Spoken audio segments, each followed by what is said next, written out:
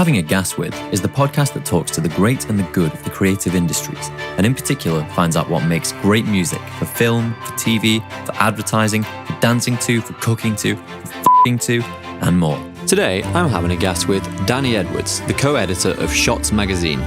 Ordinarily, around this time of year, Danny is pulled from pillar to post organising the Shots Awards, one of the industry's largest and most celebrated events. However, this year has been a bit different, as you can imagine, and we talk about how it's affected his life, the industry, and more. How are you doing at the moment, generally speaking? Yeah, not too bad, man. Not too bad. You know, sort of battling on, same as everyone else, I suppose. How's the day-to-day and the week-to-week different at the moment when you are in with the family all the time? Hugh at Mullen Low, who I spoke to the other week, was describing the differences in a kind of, light-hearted, tongue-in-cheek way. But he was saying there are some times when I have to just get out and just say, I need to be on my own for a minute.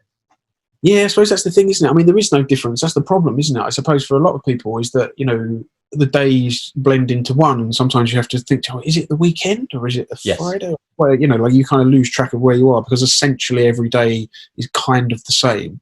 That, I'm sure millions and millions of people across the globe, certainly, and millions of people in this country are in the same position of the difficulty is balancing work and kids because, the kids don't care. They're off school and we're trying to do homeschooling like a lot of people are, but it's a struggle at the best of times. And my wife works, she's got a full-time job as well. So it's that balance of who does what and when and who looks after the kids and the usual sort of situations. And again, this week's been more, the childcare stuff has been more on her because I've been up here squirreled away doing all this filming for the majority of this week, or all of this week in fact, so the balance is somewhat out of kilter at the moment, but it's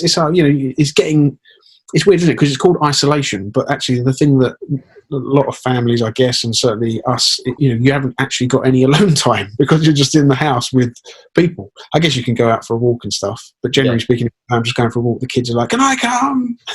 Did you have any of the I know that you said you've got a very busy work calendar and you expected to have a very busy work calendar going into this, but did you have any of the preconception that during lockdown you would become super productive and you'd read all of the books you've meant to read and you'd get everything done? And yeah, well, I mean, I suppose there is that, isn't there? I think, again, it's that thing is if you live on your own, or I guess basically if you haven't got kids, you can probably set yourself, I don't know how easy that is. Again, it's the grass is always greener situation, but in my mind, you think, well, I could finish that novel and kind of write that song or whatever it is, or read all those books that I said or watch those films.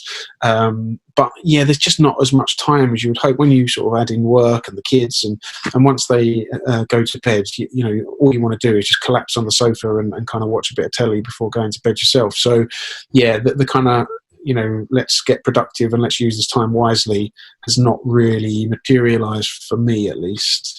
Not so far. I mean, yeah, for most people I've been speaking to, you have a relatively distinct position then, because as I said, most people or many people I've been speaking to are trying to cope with a new dearth of downtime.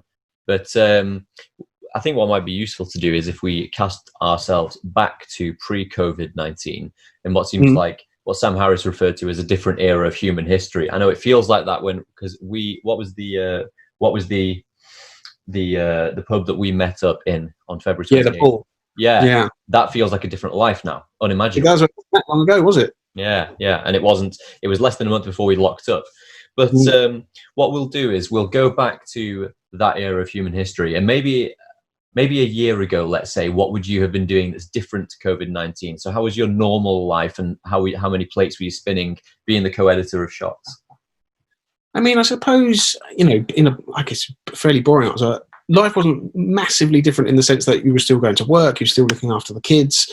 The kind of general day-to-day activities weren't markedly different from what they are now. It's just that you don't have that obviously, we don't have that freedom to kind of step away from it like we would. Like the office is the home. So therefore, that whole commute of, again, having time so I don't live in London, so I commute to London, it takes about an hour or just over an hour, so I could read a book or listen to a podcast or, whatever, have a snooze on the train.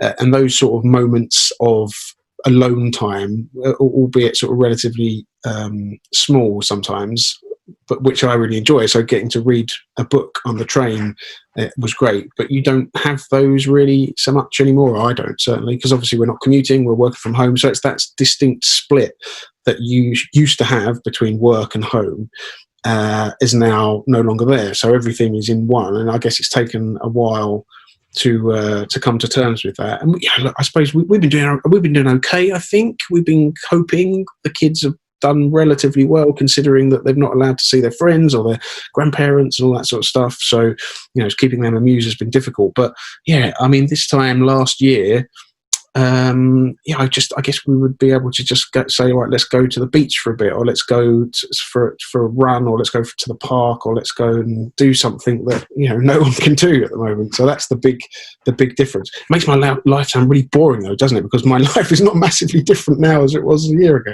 Well, no, yeah. One of the people I was speaking to recently just works from home all the time. Anyways, a mix engineer. With a home studio, and so like life just feels the same to me. It looks different when I go outside the house, but yeah. Yeah, I mean, same here. We work from home a couple of days a week, so it wasn't a massive jump for us to say, okay, well, we're going to work from home full time. So it wasn't like, oh my God, how are we going to do this? So we were kind of ahead in that respect. I suppose that the things we've done differently. My wife has gone back to gardening big time, so we've got rows of pot plants downstairs, sort of lining the kitchen. We're also in the middle of, as the lockdown happened, we're in the middle of having an extension built. So we are slightly sort of halfway through a sort of half-built extension, which has not been ideal, but we've survived. So yeah, it's been a weird and wonderful. Well, I don't know about wonderful. It's been a weird experience. Imagining there's someone who is watching or listening to this who isn't familiar with Shots magazine at all. What's the 15-second pitch for if you have to describe what it is to someone? So Shots, I guess, is, how would I describe it? So it's about creativity and advertising. So hopefully it's a window into the best work, some of the most creative minds, people, directors, creatives, companies, production companies, agencies, music houses who out there, and the work that they produce and why they produce it and how they produce it and the methods they use, and a kind of a way of highlighting some of the best work from around the world. Yeah. So that's. How would you say it differs from? So the other ones, I would say the big. If Shots is one of the big three, the other two would be Campaign Live and The Drum. How does it distinguish itself from those two? I guess historically, what we've said is that we're not really a business magazine in the sense that Campaign is. They do a great job of reporting on the business of advertising. We cover that to a degree, but not to the depth that they do, I suppose. But we're more about the work and the creative output of the industry. So we're more interested in the work that comes out. And the kind of the films, and generally it's film based, not always, but the digital work or whatever it is that might come out, and how good that is and how interesting and how creative that is, and showcasing that, and then talking to people about how that was produced and the people that produced it and the companies that were behind it. So that's our forte more than it is kind of reporting on client wins and those sort of things. Yeah, I'd say from reading them myself over the past 2 years, it seems like The Drum is the most data focused or the most business focused, and people like myself certainly were more interested in the creative output. Shots is the one that you would focus on. And so what have you seen, let's say, trending creatively it's hard to talk now because obviously now is very different. There's almost no, what should we say, authentic creative work at the moment. Everything's very, if there's anything shot, there's people trying to impress the marketplace with, we've shot this whilst working from home, we've made this whilst working from home, but it's an anomalous moment. What were the trends for the sort of 3 years leading up to this that caught your attention? I don't know. I mean, it's difficult sometimes to put trends down. Sometimes it feels like you kind of, I guess they are man-made, but you kind of try and squeeze things in so as a trend about a certain thing. I mean, we were seeing a lot more epic stuff, longer form. I guess that's the trend is towards, if we are talking trends, towards kind of longer form content, and people's and brands moves towards, branded entertainment and embracing, longer form films, be they on the internet or be they actual films or TV programs that have branded associations with them. So I guess that was a trend we've seen over the last few years. But yeah, you're right. I mean, obviously, since this whole thing kicked off, the stories that come with the work that we've seen has been about the processes. So obviously, we had to shoot this remotely, we had to kind of get UGC, or we had to, the way that it was shot rather than what it is. So, and sometimes that can be interesting, and we covered some of that and how those shoots have gone, and what the sort of process of putting those things together are.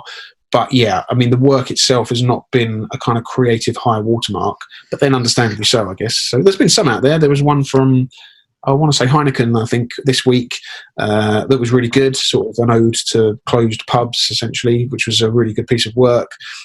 So there is stuff out there that is sort of hitting the mark, even though that there's so many restrictions. But yeah, a lot of it is, I think there's been something on YouTube, we had it on the site as well, every COVID-19 commercial is exactly the same, sort of slightly plinky plonky music and lots of people on Zoom calls like this, kind of talking to their families and friends. Yeah, sort of gets a bit wearying after a while. Yeah, how do you?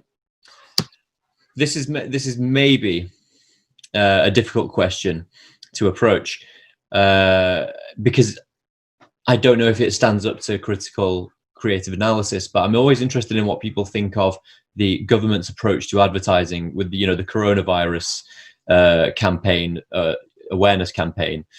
They obviously put Mark Strong on the voiceover, which is a very authoritative, sort of commanding thing, stay at home. But generally speaking, I've always wondered if people like yourself, people in the creative industry with an eye for what's going on, think there's a more engaging way they could communicate with people.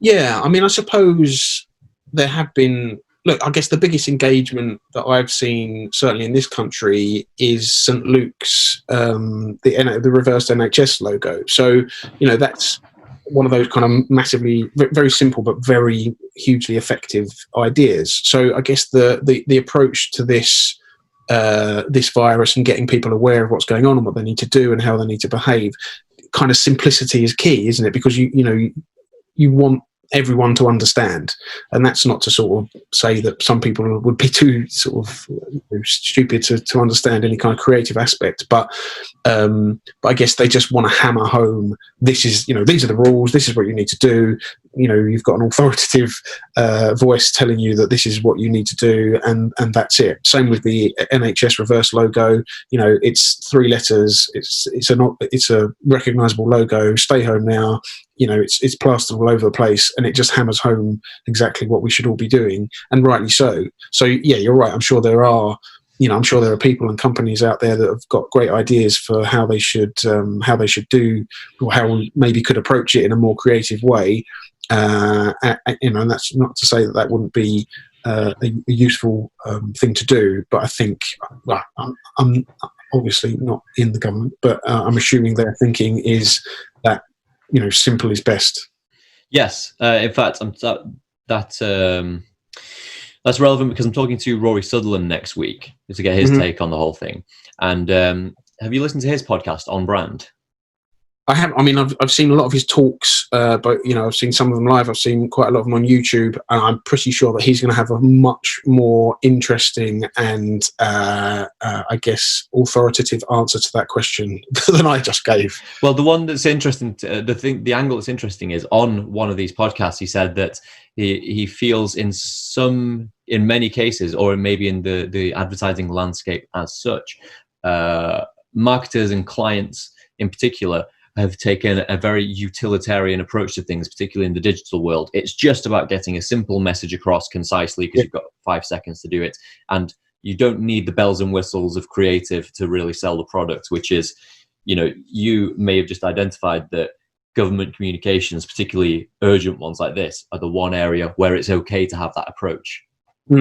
Yeah, I mean, it is. It's a public health message, isn't it? It's not an advert. It's not about creative advertising or being clever or about winning awards or anything like that. It's about telling people, look, this is a really dangerous and difficult situation. These are the rules.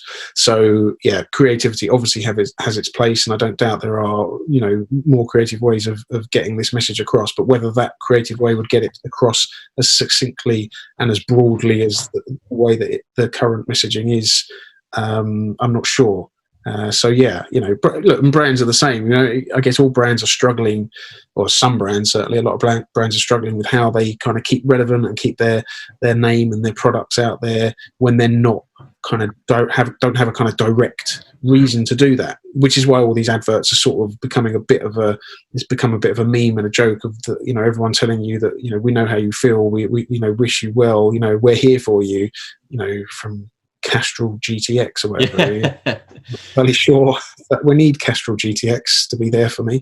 But what else are they going to say to a certain degree? I saw a brilliant meme on Twitter the other day. It said all emails at the moment, all work emails at the moment read like, "Hi, hope you're keeping well during this scary, tragic, and unusual time. I'm sure we're going to get through it." Just to follow up, So. Yeah. I don't know if you heard I listened to the Adam Buxton podcast. He did I think it actually came out just before the whole lockdown thing, but he did a similar thing even back then. It's the halcyon days of sort of mid-March when he did that sort of thing of, you've got to be very sincere in your opening to all emails before you get into the kind of meat of what you actually want to say. But yeah, we're all the same. I guess it's nice to a certain degree. I mean, the English people are quite cynical about this whole thing to a certain degree and always sort of being too emotional and too feeling. But, I guess it's nicer to hope people are well than not. Yeah, I mean, that's one of the things I always find I really do struggle with when trying to attract new business and trying to reach out to people is effectively disguising that's my core purpose as soon as the email starts reading. And of course everyone knows as soon as they say, "Hi, trust all is well," just okay, this is going to be, can I sell you something? I think it is. I think it's sort of, people are sort of becoming less inclined to that now. I've noticed emails, and I've noticed myself doing it, whereas before, like you said, you'd have almost like a few lines of "hope you're well, hope your family are well, hope you're coping, I hope everything's okay," but now it's just like, "Hi, hope you're well." Almost like you would normally anyway. Sort of people, a month or whatever it is, 6 weeks in, people are saying, it's you'll be fine. There's almost an argument to be made that if every email has the same 4 opening lines, then they may as well not be there because they're taken for granted after a certain amount of time. Yeah, I think I guess it's like, I don't know. Again, it's slightly cynical to say, but obviously you don't actively want people not to be well. But yeah, I think most people probably open emails like that anyway, don't they? "Hi, I hope all's well," and then just carry on into whatever it is. It's weird, isn't it? Because sometimes if you get an email, because obviously there's no tone to emails. So if you get someone who is just kind of basically straight into it, "Hi, I need this," it comes across as incredibly rude. In the same way that sometimes if they're too long, they become a bit cloying. And I've written those over the last few weeks myself, where you sort of think, I've layered that on a little bit thick there. So yeah, I wonder if there's like an unusual strategy that could be approached. I mean, creative agencies have an advantage insofar as they have entire departments, one for new business and one for creative, many of whom will be copywriters. So you could actually have copywriters approach new business for, here's a better way to strike a tone of voice. Yeah, and look, maybe that's what they're doing. I don't know. I mean, I guess it's a sort of awkward situation, isn't it? Because you've got to sort of tread that line between, wanting to be understandably wanting to be sympathetic and aware of the situation, but equally, I guess when's a good time? When can you start? I think this is too early, but can you joke about this? Can you make it? And I guess people have online, or certainly on Twitter and things like that. All the memes about kids and childcare and homeschooling and stuff, they were kind of almost instant. But yeah, brands, I guess, are a bit more wary about being humorous around something as serious as this has caused so much sort of death and destruction and kind of potential business sort of catastrophes. So I guess it's a difficult balance to strike. But I'm sure, hopefully, some people will kind of find the right approach. Yeah. So let's. You mentioned before And this will be whenever people are seeing or listening to this. This will be, as I said, a long time after May. So what are you doing at the moment? Because you've got a big project on for Shots that otherwise would have been handled very differently. Yes, so we were supposed to have the Shots Awards Americas in LA, the ceremony in LA in April. So April the 25th, I think it was supposed to be. I think I got that right, 24th. So towards the end of April, and for obvious reasons, that didn't happen. The event itself was cancelled. So what we decided to do is film a kind of faux live broadcast of the event. So myself and my co-editor at Shots, Jamie Madge, with a lot of help from a production company and two very talented directors and kind of technical people, set up home studios with kind of professional kit. So we've got like professional Sony cameras and lights and rigging and monitors and sound recording equipment and all that sort of guff. In my bedroom, and in Jamie, where he is in his front room, I think, or somewhere, a spare room. And we recorded that over the course of a week at the end of April, and that went out live on May the 15th. Hopefully it did. We're not actually at May the 15th yet, so hopefully it went out live on May the 15th, or at least the sort of live stream of what we shot. Yeah. And we played, we played with it, a bit of fun. Obviously we were there to sort of highlight the great work that had won for that awards, so we did that, but we kind of played around with it. We embraced the chaos of us, certainly me, not having a clue what we were doing, and everything was kind of homemade. There were homemade signs, and it was a bit raggedy around the edges, but it kind of, hopefully that gave it a little bit of its own personality. And as you can tell from this conversation, I am not a professional speaker by any stretch, so I'm not entirely sure how they've edited the whole thing together, but I'm not entirely sure I'll come out of it brilliantly. No, actually, I wouldn't have said that from going on this so far. I think you've managed to leave absolutely no dead air whilst pausing for thought, which, by the way, our mutual friend Hugh Todd had no shame in doing. So. He's a thoughtful guy, you see, so he's probably approached it in a much better way because he's thought about the answers before he's actually given them. Yes. Unfortunately, I seem to engage mouth before brain, and that sometimes doesn't pan out well. Well, that's maybe a journalistic temperament more than a creative director. Yeah. So what would the normal Shots Awards look like? So take me to LA, and how many people, what kind of frivolities and entertainment will be going on? Well, actually, so this would have been the very first Shots Awards in America. So we've done the Shots Awards in Europe or in London for, 8-10 years. I've lost count exactly. So big event, like 500 people, different sort of venues across London. Obviously, lots of people from the industry, production agency, different parts of the industry. Glitz, glamour, lights, a proper presenter. All the kind of trimmings that you're used to with a normal award show. Slightly in a shot style, I guess, a bit more low key and a bit less formal. So there's no sit down dinner. There's no kind of. It doesn't go on for hours and hours. It's sort of about an hour and 15 minutes, and then we have a party. So that's the normal Shots Awards, and that was kind of going to be applied to the one in LA as well.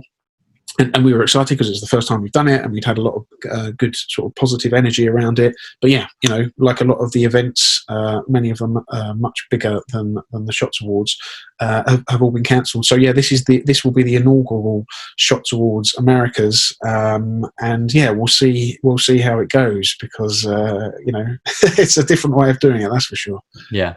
Which obviously, is this generally award season in creative, or is it spread out through the year? Well, yeah, we're kind of heading into it, aren't we? Because so as we record this, it's the end of, it's the start of May, it's the 1st of May today. So we're heading kind of towards Cannes. D&AD would be sort of around about now. Shots of the Americas is the first time, but that was happening. So, we're heading into award season, I suppose, in terms of the advertising industry, although you could argue that is pretty much year round, the awards season. But yeah, so we're heading into the thick of it. Obviously, Cannes initially postponed to October, and then fairly quickly after that cancelled the 2020 show.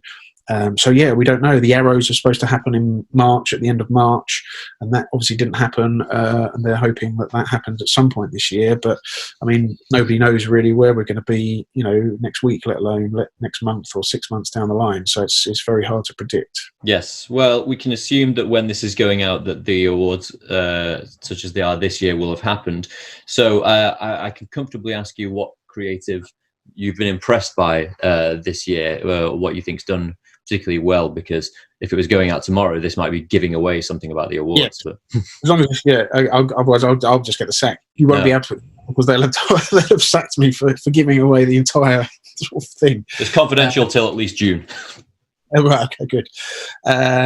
So yeah, well, I mean, look, the stuff that I'm sure everyone's seen, the stuff from the New York Times, I thought was amazing. Certainly in terms of the stuff out of the Americas and North America, the stuff from the New York Times was amazing. We really like that. I mean, look, Nike always do great stuff.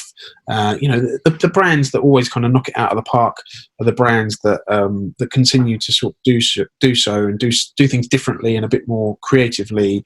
And so that's the stuff that we've really gravitated towards. And obviously the judges for this awards similarly have done the same. And you look at things like Skittles, who do sort of like weird and wonderful stuff, and the Broadway show that they did, I guess that would be at the beginning of last year, I suppose, for around about the Super Bowl. But the Broadway musical they did, which was just completely weird and unlike anything else that anyone's ever done. And it's interesting how some brands kind of are playing with the form, and especially around things like the Super Bowl, where it used to be, and it still is to a large degree, but you make a great big ad and you put it on what is the biggest sort of sporting broadcast in North America in the entirety of the year, and everyone sees it, and it's sometimes they're good, sometimes they're not good, but some brands like Skittles and other Newcastle Brown Ale out of Droga 5 a few years ago similarly kind of play around with the form of what the Super Bowl is and how it works. And so instead of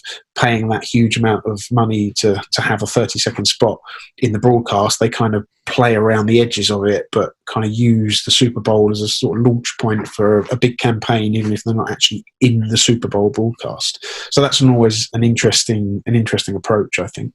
Yeah, that reminded me actually something that's relevant to the current season. Was it last year's Super Bowl that Amazon did the launched the ad that was made by Lucky Generals? Oh yes, the Alexa. There's been a couple of them, haven't there? So there was one last year. There was one this year. What was the last year's one? I lose track of which one was which. There was one with Harrison Ford. With the talking dog was last year, wasn't it? Yeah, I think that was last year. That was brilliant. Yeah, that was. I mean, that's an example of slightly, because that was, I don't know how long exactly that was, but at least it's 90 seconds, 2 minutes maybe. Alexa lost her voice or something, I think it was called. And that's an example of a great idea, great direction, great sort of output, and just a really good kind of traditional ad. I don't know why I do that, but it's always weird. Like in the last few years, it feels like sometimes saying the word traditional is somehow a negative sort of word. That's very traditional, as if that's a bad thing. But a great film is a great film, and it was a great idea and brilliantly executed, and rightly won lots of awards. Yeah, you may have actually briefly brushed your finger over a pulse there, which is it may be the case that tradition as such is viewed very skeptically at the moment. Like anything that was traditional, anything that is a remnant of the past, even if it's a strong one, should be regarded with skepticism.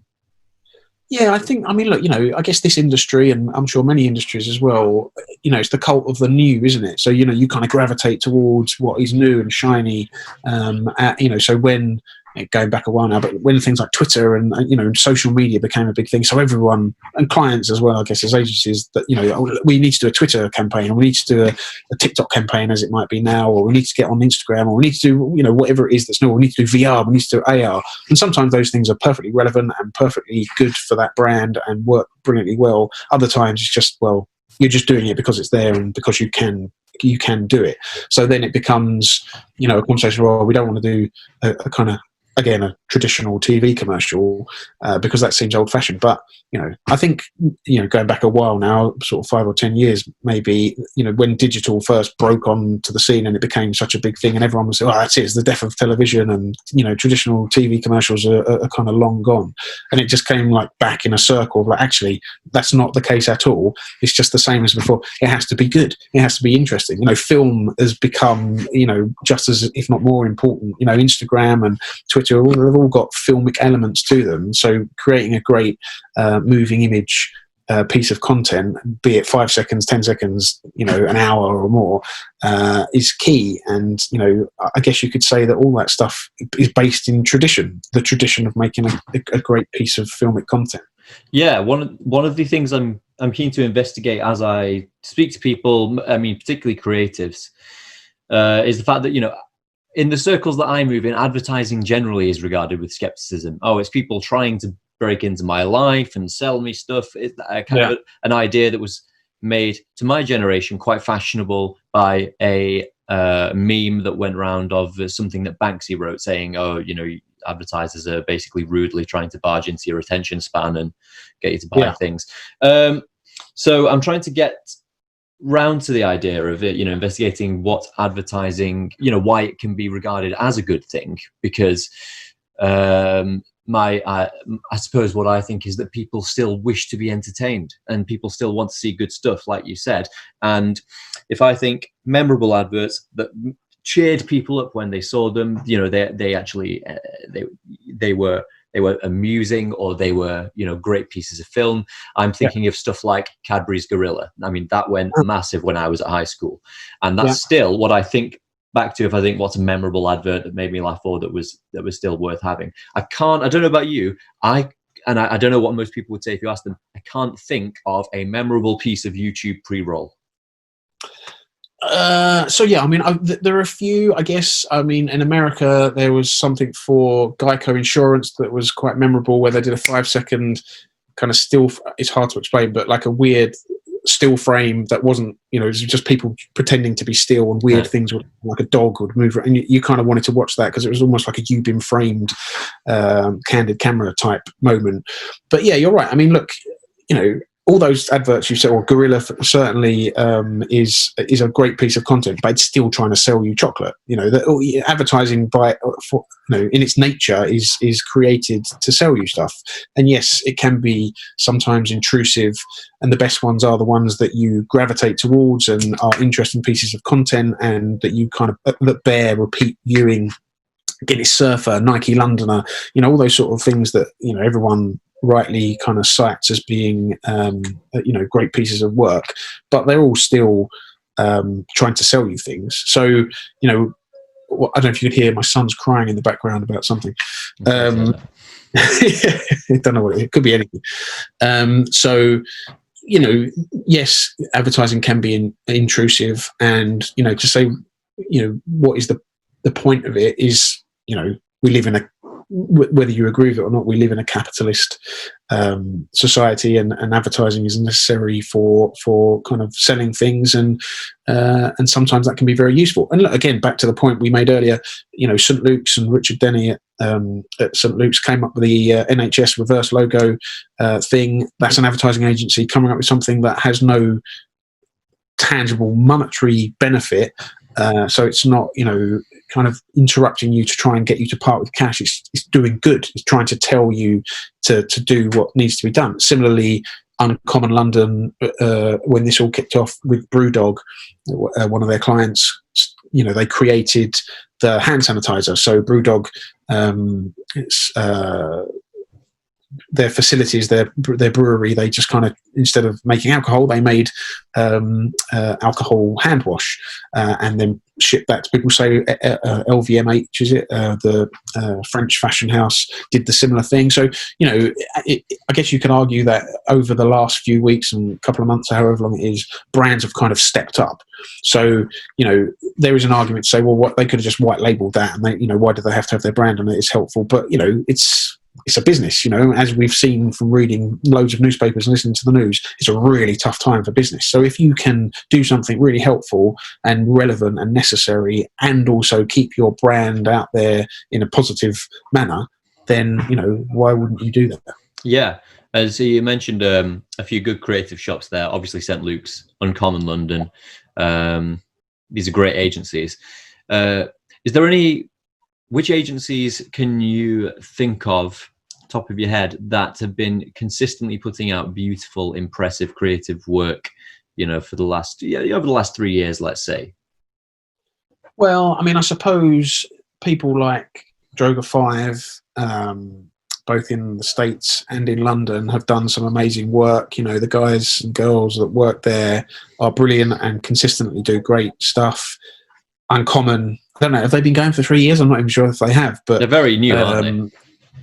They are new. I mean, it might be around about that sort of time that they started. But yeah, you know, since they did open their doors, they have been almost without fail. The stuff that they put out has been brilliant and kind of different as well. So everything's, you know, they're behind the ITV stuff for the kind of mental health awareness, the Habito illustrated or animated campaigns, obviously this the Brewdog stuff they've done. So, you know, they have been, you know, ubiquitous in terms of awards and in terms of kind of rightly getting the credit that for doing some great stuff. And, you know, some people love it, some people not so much, but it's always talked about, I suppose, and that's as much as you can ask for as a brand, I would assume. Did you? What did you think of the Brewdog advert? I can't remember what the copy was, but it was something like "not an advert" or another advert, or, you know. Yeah, I mean, it's weird, isn't it? Because it's obviously, I didn't realise, right, when I first watched it, because I think, you know, most of us fast forward, me included, where if you're watching something recorded on Sky Plus, for example, you kind of fast forward through it, right? So you miss, you know, if it's a narrative story, even if it's a 30-second ad, you kind of miss it because but obviously with the Brewdog one, if you're fast forwarding, you're just getting a picture of Brewdog, which is sort of hugely clever, really. And at first I didn't get that, weirdly. I think maybe I just saw the poster, I can't remember, but I just like, you know, it just feels like I'm always a bit wary of ads that feel like they're trying to turn the tables on advertising and try and sort of pull the rug from under their own feet, if that makes sense. Possibly not.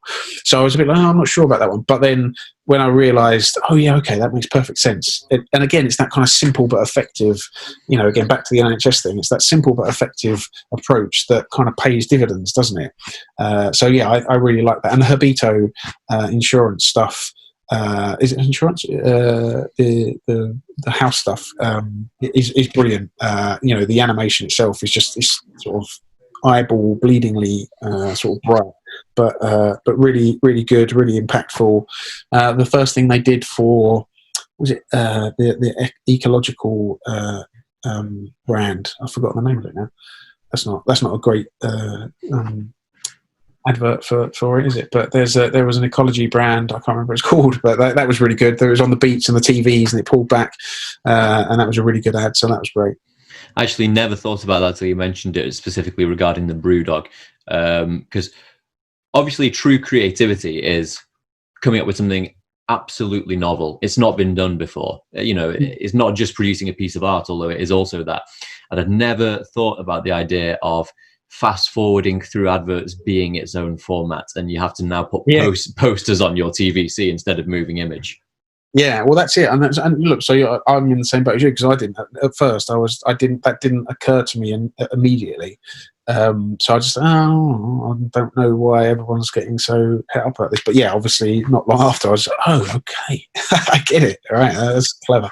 Yeah, so those guys know what they're doing. So yeah, I should never have doubted. The only thing I will question creatively, and I'm in control of this, so I can cut it out if I'm wrong, because I'm going to research this afterwards. But I've been trying to get through to Uncommon London for about 2.5 years. Very, very difficult to get a hold of, because they do great work. That's what, you know, obviously we're music providers, we want to be associated with that. But that Brewdog Punk IPA advert, I'm pretty sure it had heavy metal music on it, which is not punk. Right. Yeah. I mean, my sort of musical genre knowledge it was very hard rocky sort of music. You're right. Whether that would be defined as punk or heavy metal is not something I can I can accurately say. I might actually cut this from the broadcast because it's just giving away free creative work as a music supervisor. But there's a great punk track by Black Flag, Henry Rollins, called Six Pack. He goes, I got a six-pack and nothing to do. And then it just goes mental. So, yeah, I might try and push that. But anyway. But, yeah, so Uncommon are great. What do you think of Wyden at the moment? Yeah, I mean, look, they do consistently. There are some shops that do consistently good work. Wyden are one of them. Certainly with the Nike stuff that they do. Comes out of both the London and the US offices. So yeah, BBH as well. I mean that they do great work. I think there's lots of companies. St. Luke's we mentioned as well. I guess the interesting thing is that there are companies that do. There's lots of agencies that do interesting work. So although there are these dominant agencies, the ones we've just mentioned, there are also little smaller places that kind of do interesting things, and you kind of might not even know initially who it is or who's done it or where it's come from. But okay, that's those guys, and that's really good, and that's interesting. And I guess the smaller shops that kind of put stuff together, and do interesting creative work is it's great to see. Yeah, I'm going to give maybe a slightly biased shout out to Who What Why, just because I think they're a great rising creative shop. Yeah, no, they're great. I think I interviewed them. Because that's Matt, isn't it? Matt Gooden, Sean Thompson. Yeah, so Sean's written a couple of things for us in the past, again about sort of mental health and creativity. Matt Gooden obviously has got a great track record of stuff. So yeah, they're a great little shop as well. Yeah, I should also say that in my experience, Who What Why is held together by an absolute powerhouse producer called Marissa Jennings, who tends to keep everything ticking along in quite an impressive way. I think she also speaks French as well. Good. So. But yeah, so glue. What was I? Sorry. You always need that glue. That's someone that's keeping everything stuck together and ticking over nicely. Absolutely, yeah. So we've done about 45 minutes here. So I suppose I'll move towards wrap up, obviously, because you've got young'uns to be getting a watchful eye to. So yeah, well, hopefully my wife's doing that. Fingers crossed. They could just be running wild. I mean, that's sometimes how we roll. Yeah, I suppose one last thing I'll cover then is I don't really want to ask anyone to make predictions because no one can predict anything in general, never mind just at the moment. But is there any discussion with the Shots team about, Adland, back to work? What's the creative community saying? Well, I don't know. I mean, look, this is, to sort of basically parrot back to you what you just said, no one's really sticking their neck out too far because we just don't know, do we? I mean, like I think we said earlier, you don't know what's going to happen the next day, let alone the next week or the next month or next year. It's going to be difficult. There are going to be some within the industry. I suppose there are going to be some companies that maybe, unfortunately, don't make it through. If this goes on too much longer, then that's going to be very difficult for some companies, agencies and production companies and other types of sectors.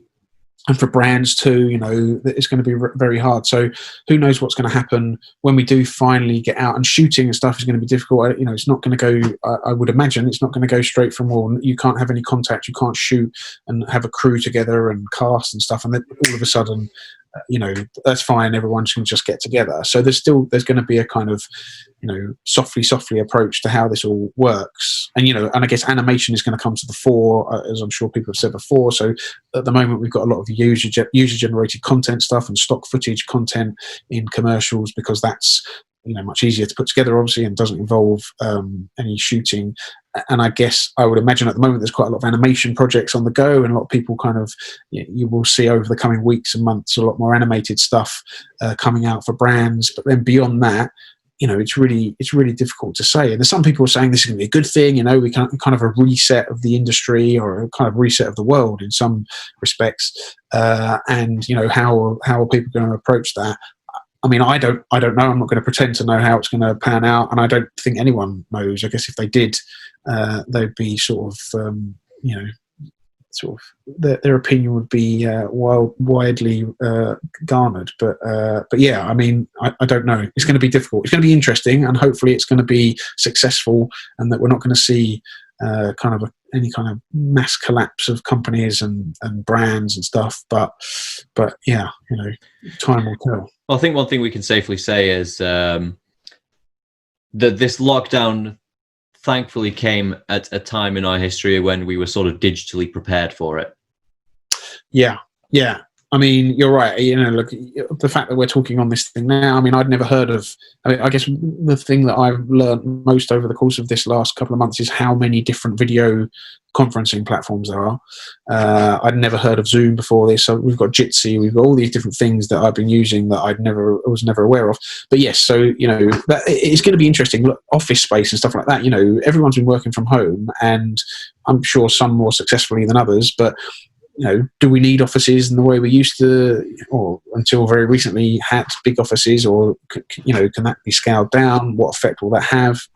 Yeah, it's a good question from a social perspective, because I, for one, really detest working from home. I don't like being in the same room all day. So yeah. Well, that's it. I mean, and different people, get on with it in different ways, don't they? I guess if you live on your own, maybe you might crave that kind of social interaction of going to work, because if you don't have anyone around you at home, then that might be something that you really sort of that you really like. But I guess we can all look at how our individual businesses have worked and how successful it's been over the past month or two, and what can change, and what people are going to need to make savings, right? I mean, finance is going to come into it massively. So if people think, well, actually we don't need to keep that massive sort of Soho office that we had for 10 years because we've realised that we can have a much smaller place somewhere else, then maybe that will be the case. And what the knock-on effects of that are, I couldn't tell you. But I think there will be a kind of re-evaluation of how people work and what we do and how we do it.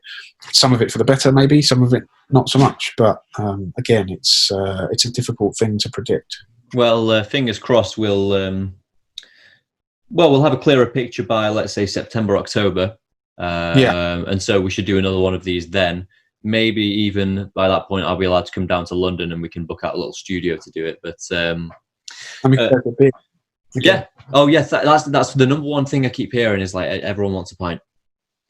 Yeah, I mean, it's hard, isn't it? It's hard, like you're not just going to the pub, but just kind of social interactions. We're all living through it, and it's weird not to see people, or just to kind of when you walk towards someone on the pavement, not someone you know necessarily, but just you have to circumnavigate everyone, and it's just it's still a very strange feeling, but that's the world we're currently living in.